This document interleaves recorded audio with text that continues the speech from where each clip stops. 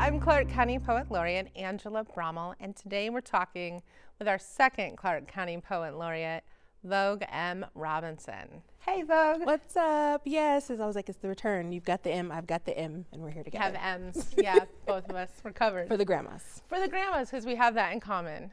Yeah, and both of us, our grandmothers show up in our poetry. What I wanted to do today is check back in with you. I talk to you all the time, so I know what you've done, what you're about to do, and things like that. But I wanted to catch people up at home. Yeah, well, what was so fun is I tried to carry on Bruce's kind of legacy and bringing in the National Poet Laureate of the United States. And so we brought in Tracy K. Smith, and then later on, Tracy K. Smith sent me an email and was like, hey, Vogue, do you want to come to my final culminating event for my tenure as Poet Laureate? And I was like, yeah. I will come to DC and read poems. So it was her, it was Adrian Mateka, and I cannot say his name correctly, so he'll have to forgive me. Kealoha, so the Poet Laureate from Hawaii, from like two other like Midwestern states, and myself. So it was in Brooklyn, because Tina Chang.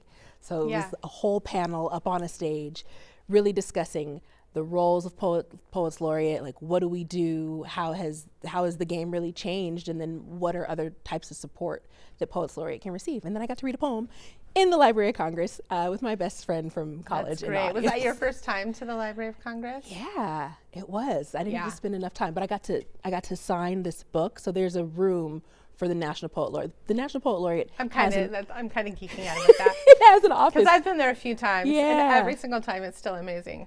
Yeah, I think one of the things I was thinking about, you posted something recently and said something about something I had done about letting poets do their magic. And one of the things I thought about is the position with the Library of Congress and even the position we have here, that what it really does is it also helps connect us to national conversations.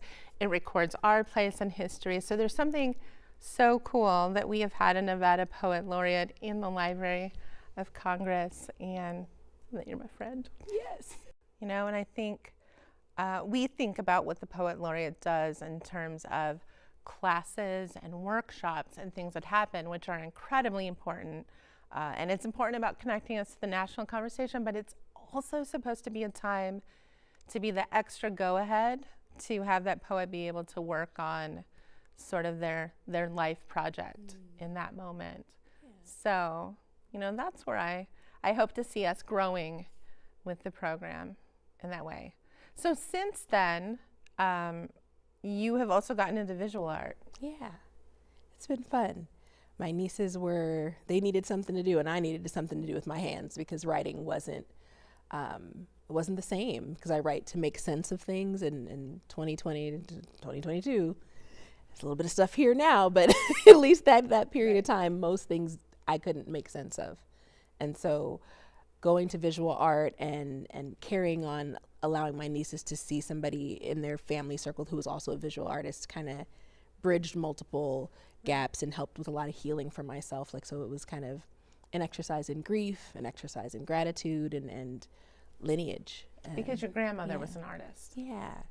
So I love that, because sometimes we talk in the workshops I've been doing that are interdisciplinary. We've been talking about an artist is an artist, and sometimes it's awkward for me to say artists and writers, and I do it because it's commonly understood. Right. But in session, I say things like, artists have always had to hustle. They have always had many jobs, and so you might be a poet and a journalist, but you're also on a train going across America and painting with people and, you know, doing all the things, because it's really about being open to the spark, you know, and the inspiration and what you want to do. And it's good to work in the arts in ways that you're not good at, but bring something new. So for me, that's dance. I always say dance is my weakest art.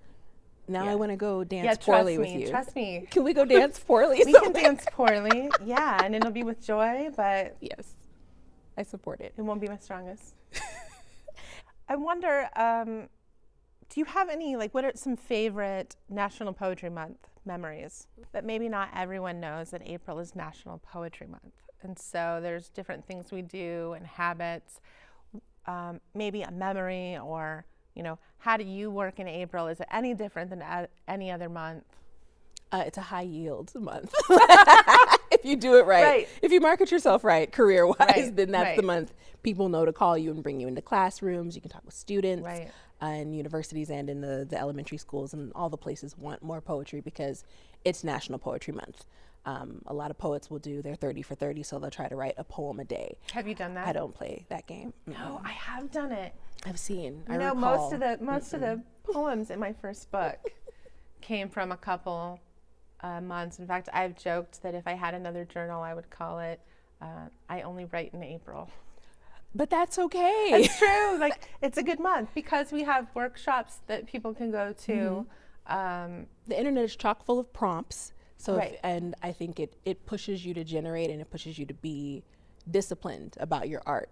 And so I think that that's cool if you can stick to it and maintain it. But I also above the mind of I want to make sure people know, like, just because you don't write every single day or you don't write every single Right. day in April doesn't mean that you're not an Yeah. artist. If you haven't written a poem in 3 years, then that means there's something in the way Right. that you probably need to work through, but that doesn't mean that you're no longer Absolutely. an artist. I've looked at the folders, and sometimes if there's a year and there's only 2 or 3 poems in that folder, I think that was a hard year. That year sucked. That year was no good. That year was hard. Yeah, but I've also had years where I've said all I have to do is write one beautiful sentence. And so, you know, Bruce has taught that class. That's the American sentence class, the Ginsberg, which is like a haiku.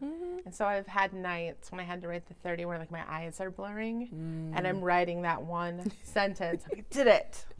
I like that though, and then I like that you can come back to it. I think that's the thing is that, It might be a poem later. It might be something more, but at least I touched the paper. and it forces you to get out of your own way when it comes to editing.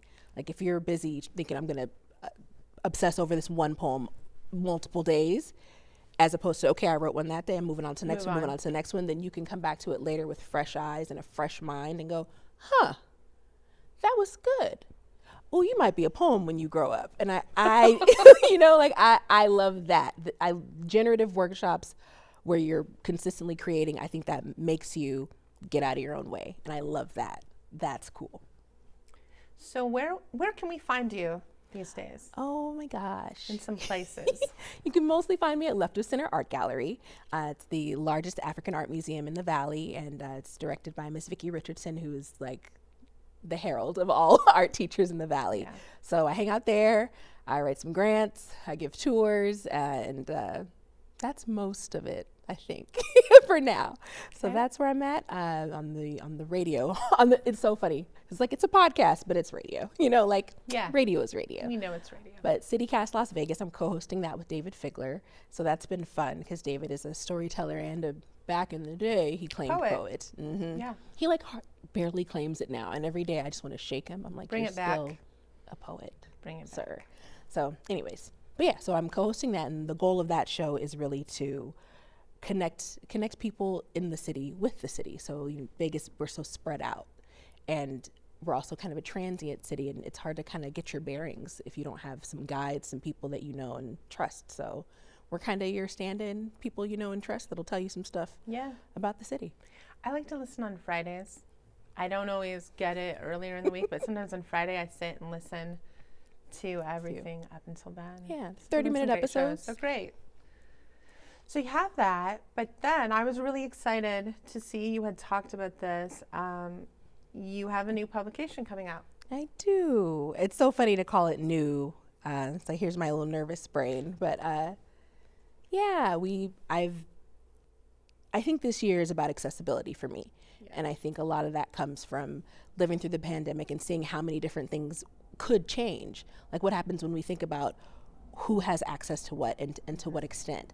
And so the first step in this accessibility process for my work is it's going to be Audible. So I recorded my audiobook. I had a bunch of files already recorded and just kind of sat them off to the side, but I hadn't recorded the whole book. So yeah, I took this little baby, and now it's available in audio waves. So it's going to be an audiobook version of Vogue 316, and it was hard. It was hard to record the second half of it. I bet it was. Harder than I thought it would be. I'm excited to see this. Yeah. And we are, can't wait to see what else you have coming up. So let us know anytime. And our next class at the Winchester will be Saturday, April 1st, 10 a.m. to noon. And we're just going to be writing together to kick off National Poetry Month. Whoop whoop. Thanks for coming. Thank you. Bye.